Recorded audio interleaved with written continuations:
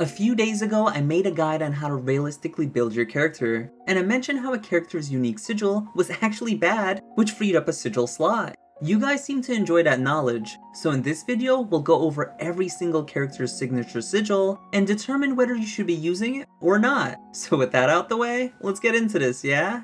Gran and Djeeta's Fearless Drive is up first. Cooldown reduction is really nice and is basically free as you're not doing anything different to accomplish this. Now Fearless Spirit on the other hand isn't that great as it's a temporary buff. Attack and defense right now as a patch 1.05 isn't really that good because we hit damage cap easily in the endgame content. In a few weeks from now however, Lucilius is dropping, and he's 50 levels above the current highest content, so perhaps it'll be good then. It does have full benefits during a link time window, making for some insane bursts. The 20% defense can make you survive an attack that would otherwise one-shot kill you, so I'd actually look for both of theirs. Katalina's Guardian Conviction is too good to pass up. Supplementary damage and it surpasses the damage cap? Easiest must-have sigil. Now her Guardian's Honor is iffy as it only activates when Ares is summoned. You could infinitely keep out Ares after you summon him once, so this does not activate that much and it seems meh. There is a tech to abuse this, but it's in niche scenarios, so I'd skip on this and just get Guardian's Conviction to free up a sigil slot. Both of Rackam's signature sigils are really good as an extra bullet allows for more synergy with other sigils. His core mechanic is to build up heat and fire Bullseye's Blast, so having more damage and an increased damage cap is chef's kiss. I am aware he doesn't use either of these if you're running the Aerial Assault build, but I do not believe the developers wanted players to use him like this, as it seems like a huge oversight on their part. Just like Rackam, EO wants both of her unique sigils. Shorter cast times on her bread and butter Stargaze is phenomenal, and increasing its damage cap is amazing. Look out for both of these. Eugen joins this bow as Veteran's Insight increases his grenade's damage by 100%. They already have a high damage cap, and this helps you reach it easier. Veteran's Vision is a must-have as you should be in sniper mode for optimal damage. It's very rare to find something to increase your attack speed, as that's another way to get more damage without straight up saying so. If you fire 10 shots in 5 seconds, then you'll fire 12 shots with this, which over the course of the fight adds up to a lot more shots you normally wouldn't get anywhere else. I know you can just spam his grenades for damage, but sometimes the enemy is so far away that the travel time of the grenade ends up being a damage loss when you could just shoot them. Speak of the devil, Rose's Blooming is another rare attack speed increase, and it's a must-have for the same reason of Veteran's Vision. This time it's even more as you have 3 plants benefiting from this versus 1 person. Rose's Profusion is a 50% buff to these effects, which is amazing. Just like Gran and Djeeta, this may not seem that valuable right now, but I'm looking at Lucilius. Holy Knight's Luster is insanely strong, and I demonstrated so in yesterday's video. This makes Charlotta have very little downtime between her attacks, and you should definitely look out for this. Holy Knight's Grandeur on the other hand is a pass for optimal damage builds, as you can control this effect, and it doesn't allow you to surpass the damage cap. When I say you can't control this effect, I mean bosses don't always target you, so you can't always guarantee your parry will trigger this effect. Even so, this isn't even advised as it's suboptimal damage. You're better off just dodging and continuing your rotation. For anyone running a meme build, then go for it, but if you're serious about optimal damage, then this ain't it, chief. Eternal Rage's Metal is so bad. It only boosts your critical hit rate for Raging Fist based on the current amount of rage. While this is the majority of Ghandagoza's damage, he does need to build up the resource with basic attacks, chain attacks, and skybound arts, which all don't get affected by this. These all make up for the other portion of his damage. I'd rather have all my sources of damage critting than just the majority. Eternal Rage's Ethos on the other hand is a must-have, as it allows us to surpass the damage cap on his main source of damage.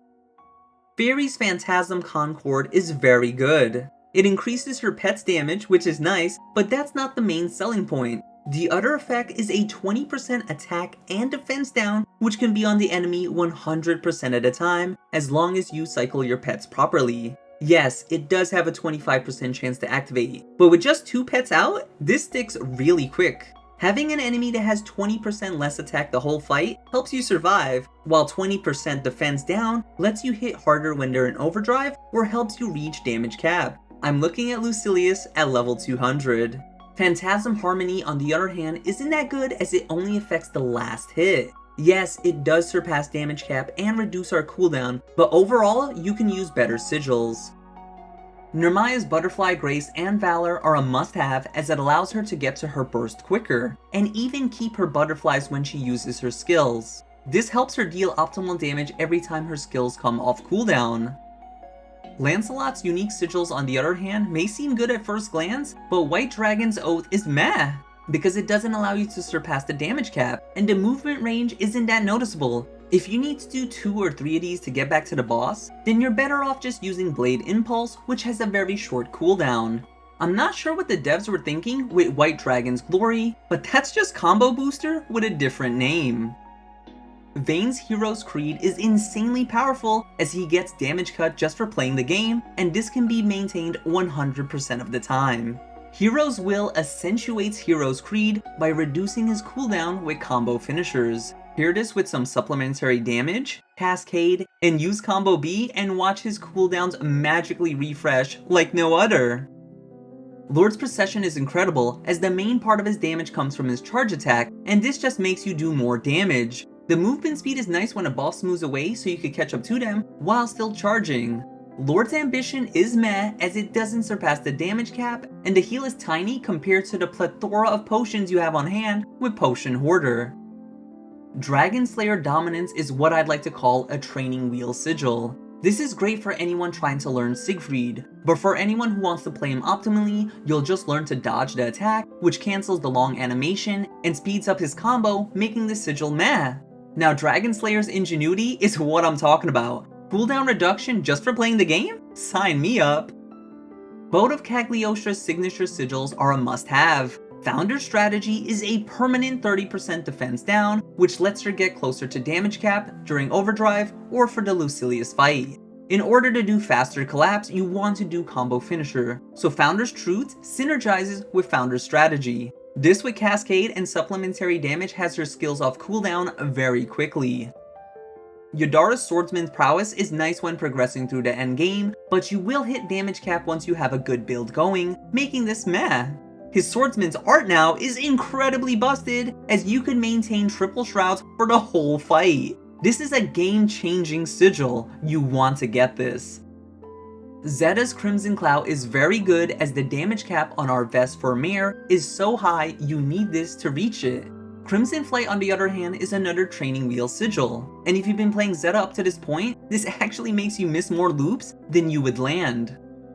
Back-to-back training wheel sigils. Ebony's Presence may seem nice when learning Vaseraga, but once you understand how to play him, this feels useless.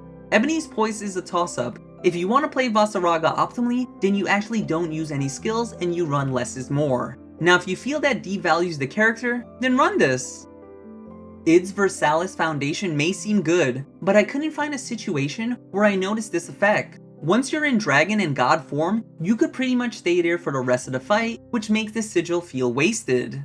His second sigil, Versalis Ignition, is an easy add, as it surpasses the damage cap, has a Drain and Stout Heart attached to it, making it one of the best signature sigils.